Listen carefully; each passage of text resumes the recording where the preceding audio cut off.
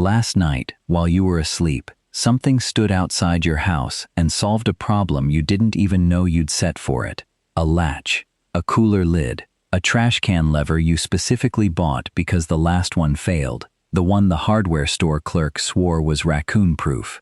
Somewhere between midnight and dawn, a raccoon worked through it, with small black hands that bend and grip almost like yours, fingers splayed, knuckles working independently in a way few animals can manage, and by morning, the evidence was scattered across your driveway. You blamed the wind, or a neighbor's dog, or bad luck. It wasn't any of those things. You've probably never thought about raccoons as anything more than trash bandits with a mask and an attitude. Most people haven't. The animal shows up in folklore as a trickster, in pest control ads as a problem, in backyard stories as the reason your fence has a hole in it. Rarely does it show up as a subject of serious cognitive science, but there is a body of research, decades deep, scattered across psychology labs and wildlife tracking programs, that treats this animal as something closer to a puzzle-solving specialist than a pest. And once you see the data, you start looking at your backyard differently. The size of a raccoon's brain is roughly the size of a small orange. That alone tells you almost nothing. Brain size has never been the part of this story that matters. If you're enjoying this so far, hit the like button and subscribe. It genuinely helps. Drop a comment telling me where in the world you're watching from. I actually read them.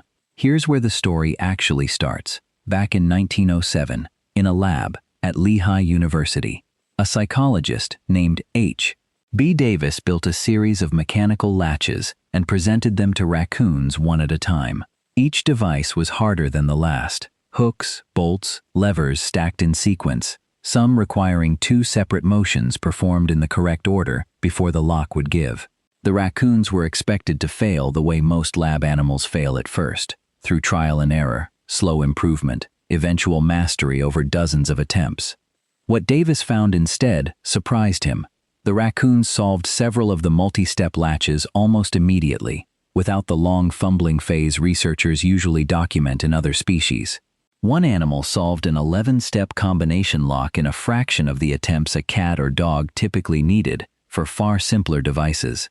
And when he brought the same animals back months, in some cases years, later, they remembered the solutions. The mechanical memory had stuck, untouched by the years in between. Compare that to what most people assume about raccoon intelligence. The general belief is that they're clever in a narrow, opportunistic way, good at finding food and not much else. The kind of cleverness you'd expect from a stray cat. Davis's data complicated that picture before the field of animal cognition even had a name for what it was looking at. For decades, his findings sat largely forgotten in the academic record, overshadowed by primate studies that felt more intuitive to fund. A century later, the question resurfaced with better tools. Suzanne MacDonald, a psychologist at York University in Toronto, spent years studying urban raccoons directly, including a famous 2015 project involving custom-built puzzle feeders placed around residential neighborhoods in Toronto. The raccoons had to press, pull, and twist a sequence of mechanisms to release food sealed inside a transparent box. Most of the animals figured it out within a handful of attempts. Some adjusted their technique after watching another raccoon fail at the same box, which hints at something researchers don't expect from an animal this size. Observational learning. That detail matters more than it sounds like it should.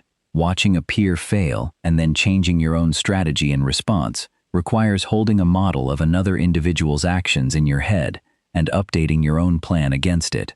It's a building block of the kind of reasoning we associate with primates, not mid-sized nocturnal scavengers raiding a suburban yard at 3 a.m.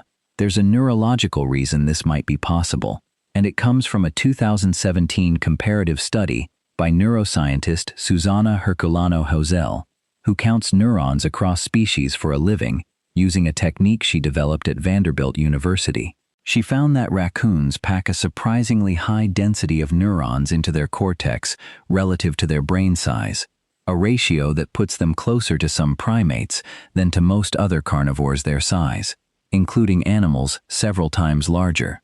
Brain size alone was never the right measurement. Density was, and on that measurement, raccoons sit in strange company. So the raccoon outside your window isn't operating on instinct alone. It's running calculations, weighing a sequence of small mechanical decisions the same way you might when you're locked out of your own house and trying every angle on a stubborn door. It pauses, reassesses, tries a different grip. That pause is the tell. Pure instinct doesn't pause to reconsider. If this is making you think, subscribe and turn on notifications so you never miss one. This channel only exists because of the people who share these videos, and I don't take that lightly. Here's where the story gets harder to sit with. Stanley Gert, a wildlife ecologist at Ohio State University, has tracked urban raccoon populations across Chicago for more than 2 decades using radio collars and GPS data in what became one of the longest continuous urban wildlife studies in North America. What he found wasn't just intelligence in isolation. It was intelligence under pressure, adapting in real time to a landscape humans never designed for them. Gert's research shows that raccoons in dense urban environments have smaller home ranges than their rural counterparts, sometimes a few city blocks instead of several square miles, because cities concentrate food in a way forests never do. Garbage schedules, restaurant dumpsters, unsecured pet food, all of it mapped and revisited on a rotation the animal builds for itself. The raccoon hasn't just tolerated the city, it has read it, mapped it, and optimized around it, the same way you'd learn the fastest checkout line at a grocery store you visit every week, without ever consciously deciding to. His collared raccoons also revealed something unexpected about denning behavior. Urban individuals switched shelter locations far more often than rural ones, sometimes nesting in a different attic, culvert, or storm drain every few nights, a pattern Gert attributes to constant low-level risk assessment. The city raccoon isn't settling in. It's running a perpetual cost-benefit analysis on its own safety, updated nightly, based on information no human ever bothered to record. This is where the comfortable story falls apart. We like to imagine wild animals as either fully wild or fully tamed, with nothing complicated in between. A clean line separating the deer in the forest from the dog on your couch. Urban raccoons occupy a third category nobody planned for. They didn't move into our world by accident. Their cognitive flexibility, the same trait Davis documented in 1907 and MacDonald documented again a century later, made them unusually suited to a habitat built entirely by another species, one that never once consulted them in the blueprint. And there's a cost to that fit.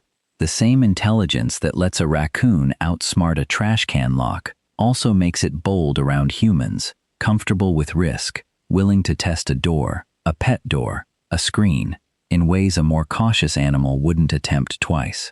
Gert's data links higher cognitive flexibility in urban populations to higher conflict rates with homeowners.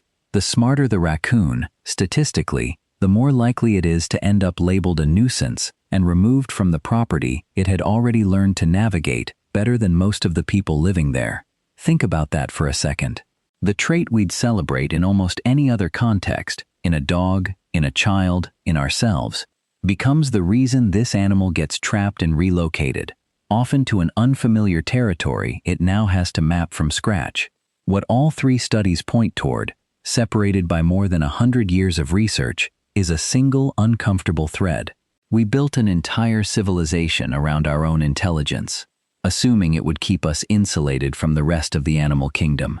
Instead, it built the perfect obstacle course for the one species patient and dexterous enough to treat our infrastructure as an open puzzle. Every latch you've ever upgraded, every lid you've reinforced, every bungee cord wrapped twice around a lid for good measure, was a direct response to an animal that had already solved the last version months earlier, probably while you slept. There's a strange kind of respect buried in that fact, even if it never feels that way at 2 in the morning with a flashlight in your hand and a half-eaten bag of trash spread across the lawn. Davis saw it in a lab in 1907. MacDonald saw it on the streets of Toronto. Gert saw it across 2 decades of Chicago data. 3 separate researchers, 3 separate methods, separated by more than a century, and an ocean of change technology. One consistent animal, refusing to behave the way the textbooks expected. So the next time you hear that knock and clatter outside, you're not listening to clumsiness. You're listening to a problem-solving session in progress, conducted by something that remembers, adapts, watches, and learns from watching. The raccoon was never trying to break into your trash. It was trying to break your trash can's logic, and more often than the data is comfortable with, it succeeds. You spent your whole life thinking the mask was just for looks. Thank you for watching until the end. If this changed how you see something, check out the videos on screen. I think they will hit the same way. And subscribe if you haven't. See you in the next one.